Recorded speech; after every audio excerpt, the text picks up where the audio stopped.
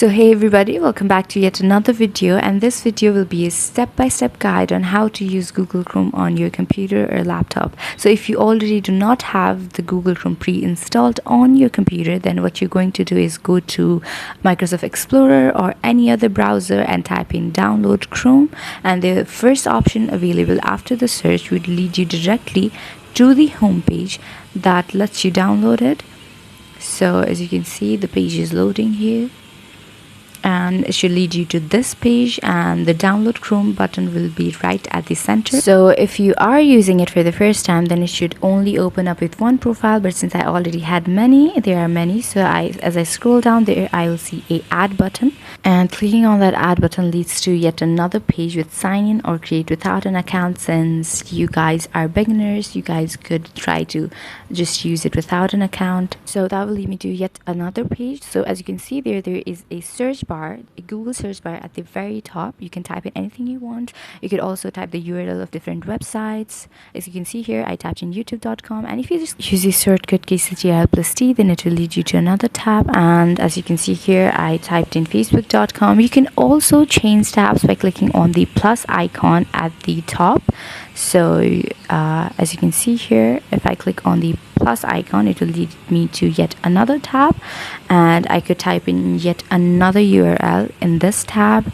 I could open up as many tabs as I like, but please keep in mind that opening too much tabs could lead to a slow performance of your computer. So as you can see here, if I click on the profile icon at the very top, then it will lead me to different profiles that I already have on my computer. And if I click on the three dots at the very top right corner, then this will lead me to a dialog box like this. And as you can see here, there are different options such as new tab, new window, new incognito window.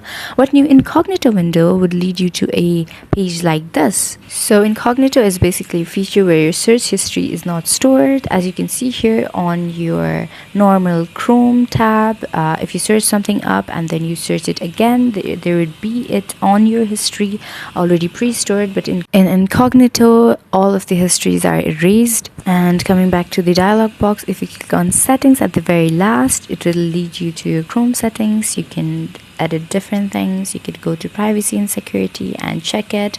You could also have it reset, the Chrome reset. You could also go on languages and choose the language of your choice. It normally gives you English, but you could also choose the language of your choice. As you can see here, I chose Arabic, and if I just choose Arabic and move to the top, that it will basically be my primary language on this Chrome. So you can also see your downloads and where it is stored. You could change the location, and then you could also when starting up, you could also choose where the tab directly leads you to. I changed the option.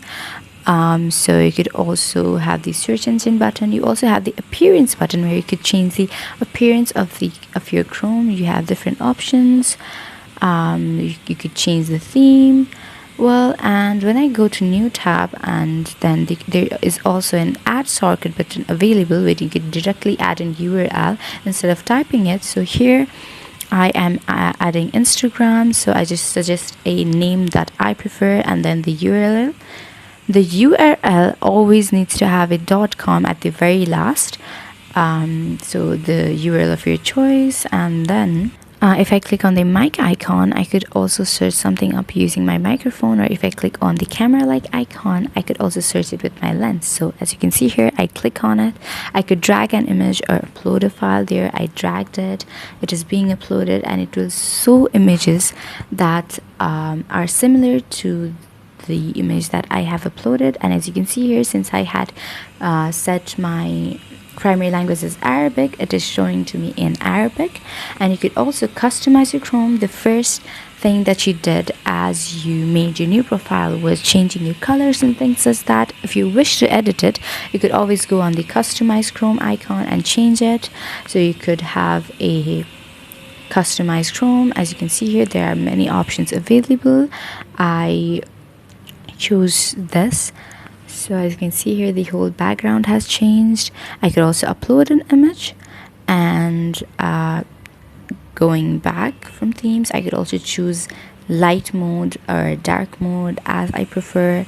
And I could also add different shortcuts. I could have a look at my most visited sites, and I could also choose different colors, or I could just reset it as well. Yeah, or I could choose between different colors from the color picker. And as I go on the very top tab, I could see my previous downloads. I could also click on the pen like icon to customize my Chrome, and I could also see the bookmarks that I had previously set. And I could also log out of the account or sign in with an email account. So this is how what shows up when I sign in with my previous account. All of the search histories are there, and if I just go on my email, I could also check that. So that's basically how Chrome works. If you guys have any questions, then please leave on the comment below, and thank you for watching.